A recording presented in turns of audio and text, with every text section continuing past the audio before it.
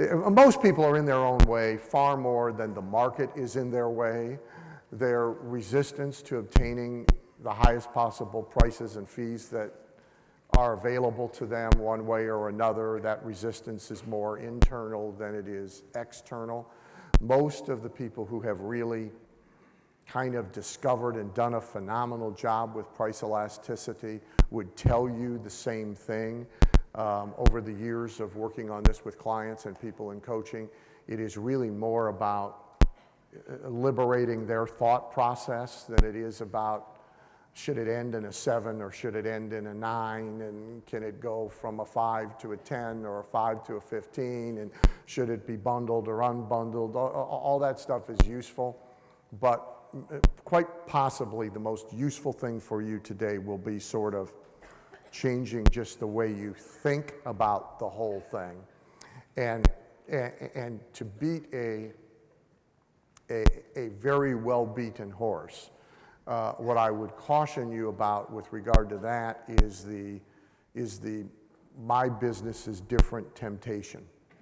Because we don't have 5 days, so I can't make that point 600 times during the day every time I show you an example from some particular business and you are sitting there concluding that it doesn't apply to you because your market is poor, or you're in Iowa, or you're in plumbing and we're showing you an example from toys or whatever.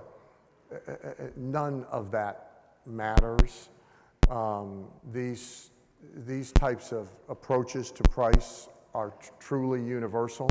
Not to say that any one person in the room can run home and use everything that we talk about today, but for the most part, the vast majority of what we talk about today can be applied to any business in any circumstance, including, may I say, businesses that feel like they're suffering from recessionary pressures at the moment. In fact, in many respects, that's one of the most pressing, urgent needs to get better about price.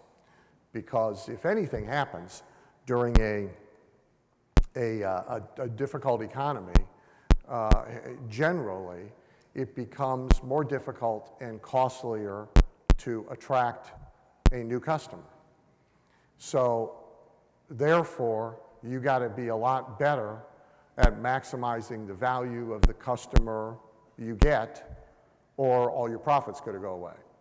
So it's not only universally applicable, it's necessary for you to treat this as universally applicable, for you to figure out, to be sitting here, as I said yesterday, there's no leverage in the list of the 512 reasons why this doesn't apply to me and I can't use it.